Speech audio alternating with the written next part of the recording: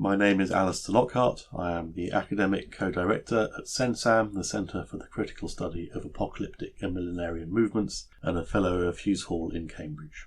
This is a brief summary of a paper I gave at a CenSAMM online symposium in February 2021 on the theme of Apocalypse and Utopia 1914 to 1945. The paper's title was World War I Psychotherapy, Shell Shock and Millenarianism. In an article published in the journal Nature in 1918, Thomas Peer, a psychologist who would a year later be appointed the first full professor of psychology in the UK at the University of Manchester, speculated about the likely impact of World War I on the emerging science of psychology. At the time he wrote the article, Peer was working in effect as a psychotherapist at a military hospital for shell shock patients in the northwest of England. I say he was working in effect as a psychotherapist because the distinct activity of psychotherapy as we conceive it today did not yet exist in the way we now think of it. According to Peer's account, the demands of treating the casualties of war had led to a significant change in attitude to psychoanalysis and a recognition of the unconscious. In his words, he said, "While at one time psychology dealt merely with the description and classification of states of consciousness, there is now universal acknowledgement of the fact that many of our thoughts, beliefs and actions are due wholly or in part to motives and causes of which we ourselves may be partly or wholly unconscious." Peer argues that the old style of psychology has been largely superseded by the practical requirements of war treatment, and the new style would predominate after the war. A number of historians have observed, in a number of different ways, the fact that the First World War may not have been a point of complete revolution in psychological thinking.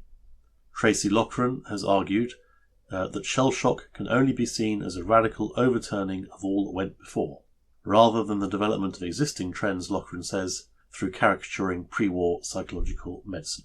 And Matthew Thompson has also urged a more continuous sense of the history of psychology, identifying, in his words, two main problems with accepting shell shock as pivotal in such a story of mental illness. One, that it underestimates the willingness of pre-war medicine to think about psychological breakdown, and two, that it overplays the promotion of Freudian and psychodynamic medicine and underplays the way that war gave new legs to an existing psychotherapeutic orientation. One expression of continuity in psychological thinking can be detected in the psychologists with religious frameworks for their practice. A good example of this is James Hadfield, a psychologist at the Tavistock Clinic in London and a lecturer at the University of London, who died in 1967. Hadfield had trained as a nonconformist minister and in medicine before he resigned from his religious calling to devote himself to medical work. He would write in 1919 that the power which the Church has lost is being rediscovered, but along different lines. The psychotherapist, Hadfield says, who is a physician of the soul, has been compelled to acknowledge the validity of the practical principles of the Christian religion, though he may or may not accept the doctrines on which they are said to be based. As late as 1925, he wrote that nowadays practically all the healing miracles of the New Testament have been reproduced in shell shock hospitals over and over again.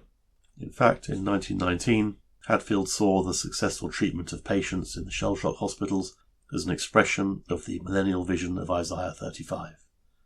"The eyes of the blind shall be opened, and the ears of the deaf be unstopped. Then shall the lame man leap as a hart, and the tongue of the dumb shall sing. They shall obtain gladness and joy, and sorrow and sighing shall flee away." Accurately and wonderfully, Hadfield says, these words describe both the treatment by suggestion of confidence and its effects, as well on the mind as on the body. Now, whether or not one sees the successful outcome of psychotherapy, and perhaps by implication all positive medical treatment, as an expression of divine power, or understands it in the framework of a particular religious belief system, Hadfield's interpretation is a striking example of the ways in which there can be consonances between putatively religious and putatively non-religious visions of a hoped-for radical, we might say apocalyptic or millennial, transformation of humanity. Whatever the appropriate historical interpretation of the newness or the continuity of the new psychology of the early 20th century, it is clear that it was understood by many as a radical break with an old and imperfect system, and continues to be understood as a revolution in understanding.